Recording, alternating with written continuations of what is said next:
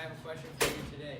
Do you really know as much about slavery as you think you do? To test your knowledge, we'll be talking about the Atlantic slave trade.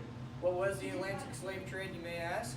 Well, in order to understand this complex method of trade, you first need to know what were the causes of African slavery. One of the causes was the high demand of cheap labor with the European colonists on farms and plantations.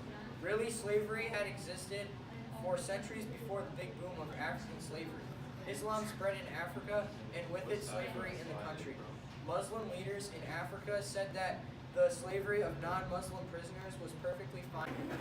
It is easy for the Portuguese to bring in Africans as slaves for many different reasons. First of all, many Africans had already been exposed to the diseases the Europeans brought over. They brought an immunity to these diseases. This meant that it would be no different if an African caught something than if a European did. The Africans were less likely to make a successful escape due to two factors: not knowing the area well enough to leave, and the color of their skin made it impossible for them not to be spotted. Between the 16 and 1700s, English, French, and Dutch traders controlled half of the slave trade. This brings up our next question. How did slavery spread throughout the Americas? Between the 16 and 1700s, English, French, and Dutch traders controlled half of the slave trade. This brings up our next question. As European nations established colonies, their demands for cheap labor grew. England began to dominate the slave trade after its presence in the Americas grew. But as the slave trade became more prominent in Africa, some African rulers started to speak out against the practice. Still, the trade steadily grew, and this was due to the profits the African rulers would make. Eventually, African merchants who developed a whole new trade route just to avoid the rulers who wanted nothing to do with the slave trade. Let's get back into actual slave trade and what happened during this time. After their capture, millions of Africans were shipped to the Americas as part of a profitable trade network. The triangular trade, don't worry, we'll get to that soon. This brings up another question. When I mentioned the triangular trade, well, we're going to talk about that right now. The triangular trade was a transatlantic trading network named for its triangular shape and three routes. The first route sent goods to the west of Africa. After this, goods were traded for Africans. The final step was transporting the Africans and selling them in the West Indies.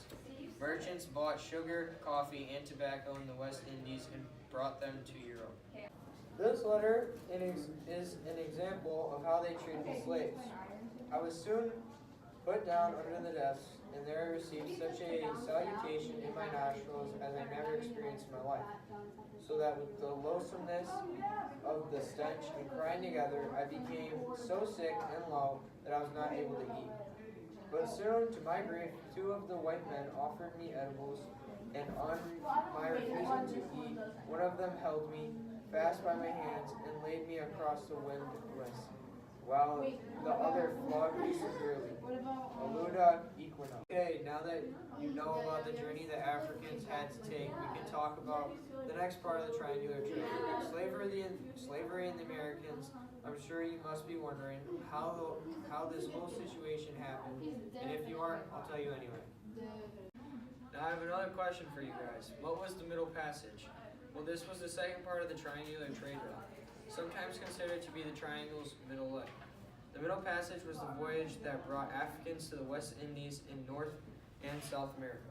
Africans were put through a horrible experience when being shipped off to the Americas. Along with being transported to a whole new place against their will, they were not put under stable living conditions. Well, it happened. Africans were tightly packed into small parts of the ships, and it was in very uncomfortable positions. Sometimes people were laying over top of each other, and it was very crowded. They were beaten and treated poorly, and they were not fed or taken care of properly. Many died of diseases on the way, and others just jumped off the ship so they wouldn't have to consider the hardships of the journey. Out of all the Africans shipped from Africa to the Americas, only about 20% survived. Upon their arrival to the Americas, Africans were auctioned off to the highest bidder. After they were bought, slaves worked for their new owners in fields, mines, or as domestic slaves. They were still given little food and put through pretty bad living conditions and worked long and suffered through beatings and unpleasant circumstances. Slavery was lifelong and heritage. Although this could be looked at like a nightmare for Africans, and rightfully so, that Africans were able to develop a life in the Americas based on their own cultures, musical traders and stories were kept, as well as different celebrations that they were able to have. The Africans did rebel against their masters. They broke tolls on uprooted plants, worked inefficiently, and even attempted to run away. There was also some revolts. One in particular happened in 1522. 20 slaves in Hispaniola killed several Spanish colonists. Another was in South Carolina called the Stanyo Rebellion, which happened from 1739 and was similar to the revolt in 1522. Along with the revolts and unrest in Africans, there were more consequences faced.